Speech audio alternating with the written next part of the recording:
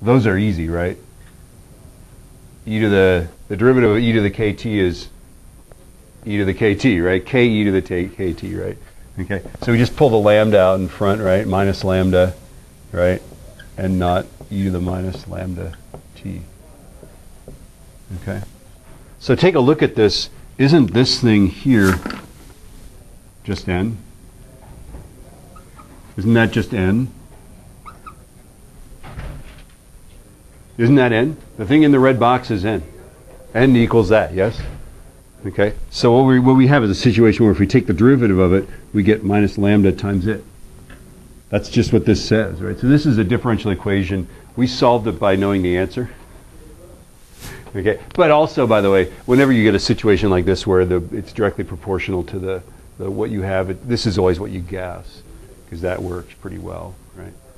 Okay, that's kind of cool. So this is, technically speaking, it's not actually calculus, it's differential equations, which is, the course after calculus, but this is very easy differential equations.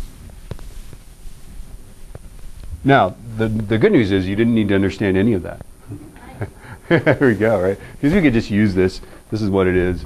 Right? Original value at time t. T is our elapsed time. Differential equations, yay. Okay. And then there's something else called half-life. Nobody ever talks about, when you look up substances, they don't tell you what the decay probability is. This is a sad thing, isn't that sad? Right? And so what they tend to tell you is the number of half-lives, the time. So half-life is the time for you to get to half of the nuclei left. Right? So if you start at 200, it's the time that you get to 100. Right? If you start with 2 grams, it's the time you get to 1 gram. 2 moles to 1 mole, right? Okay? And so we can actually derive this, right? It is the time that works, right, where this is 1/2 and not, right? So let's just solve for what t is. That's going to be the half-life, yes? And we'll have another formula. And this one's in the data packet. We're just deriving a formula. So how do we solve this for t? Do we divide n naught by both sides by n naught? Yeah, there we go, right? So we get 1/2 is e to the minus lambda t. Can't I say 2 equals e to the lambda t? Do you remember your exponent stuff? What did I just do? Didn't I take the reciprocal of both sides? Right? So 1 over 1/2 is 2. 1 over this is just that. Yeah? Do you remember that? And then naturally, what do we do at this point? Natural log. Here we go, right? Okay. It's the natural thing to do. Doesn't that get rid of the e? Yeah. And then t 1/2. I don't know how the formula is written. I'm going to write it this way. That half-life, and people write it that way, the half-life is ln2 over lambda, but it could be the other way around. Let's see what they say. Is that what they say? Yeah, indeed, that's what they say. That's good. Okay. You almost always use it the other way because you want lambda, right? But I think we're all sufficiently clever enough to realize that lambda is going to be ln2 over the half-life, right? So typically the problem has 2 parts. Any problem that I'm going to give you has a part where you probably find the decay probability and then use this formula, right?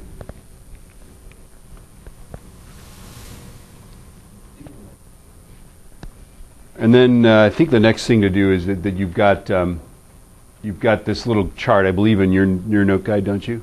Yep. Right? Okay. So if we started at 100, where's our first half-life? What is our half-life here? Looks about like 20 seconds. So draw a line straight up and down from 50 down to 20. Yeah? This is kind of a cool thing. I didn't understand this as a student, right?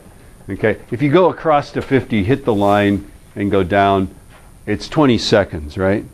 Now, what's half of what we got left now? 25. So find 25. Where's 25? Is that happening at 40?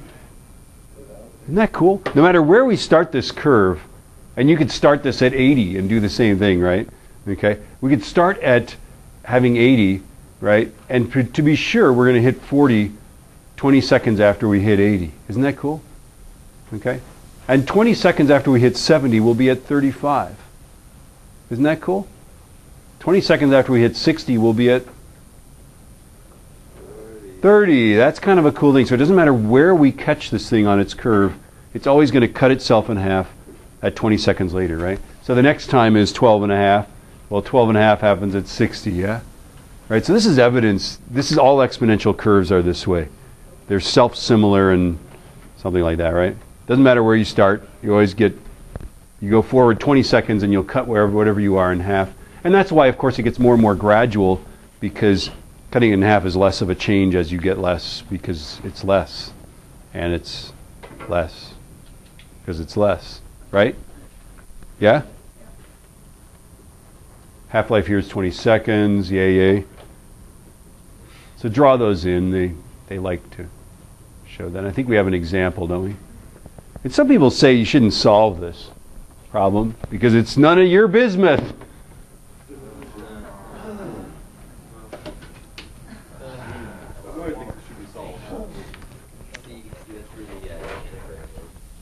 That's right. Okay, so bismuth 211 has a half-life of 128.4 seconds. That's our half-life. Okay. What is the per second probability of a nuclei decaying? Well, that's easy. Lambda is going to be ln2 divided by, the computer programmer always puts parentheses around. 128.4 seconds. Okay. What if by the way, what if I put in years? What if my half-life was in years and I put years there by mistake? Well, it wouldn't be a mistake. I would have the probability in years, the per year probability of decay. That's useful, isn't it? And if I plug the per year probability in there and solve for t, I would get t in years. It's not the end of the world. In fact, sometimes it's more convenient than per second, right? It's arbitrary. This is all arbitrary. But I'm going to keep this seconds because I can see that I am deeply disturbing several people. Natural log. Where are you? Log. I know where the natural log is. It's on this calculator. Yes, it is. Woo! Natural log. It's even a first function. Okay, so natural log of 2 divided by... I'm getting all paranoid about natural log of 2. I'm putting it in parentheses. I know it's not going to do 128.4. Okay, so I'm getting that the per second probability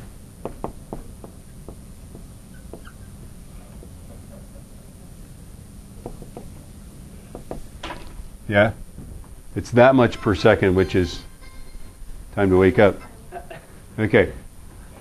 If you start out with 32 grams of bismuth 211, how much is left after 385.2 seconds?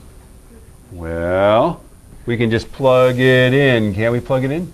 Okay, so here's what I'm going to do is I'm going to go, how much we have left is equal to 32 grams. Notice I'm not going to bother to calculate it down into molecules or atoms and then back up into grams, right? That would be painful. We could do it. Kids do it. Okay. Okay, and then I'm going to go minus 0.005398, or specifically I'm just going to use exactly the number I have in my calculator here, and then 385.2 seconds, which that's kind of a funny number, isn't it?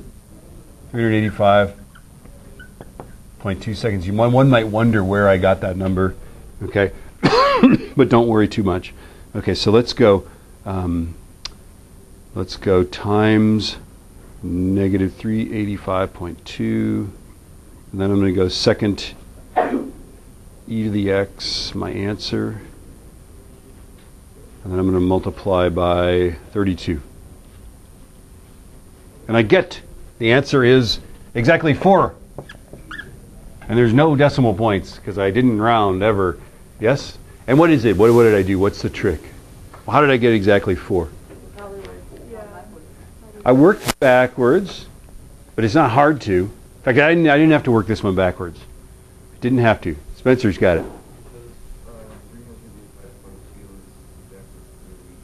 Is it exactly 3 half-lives?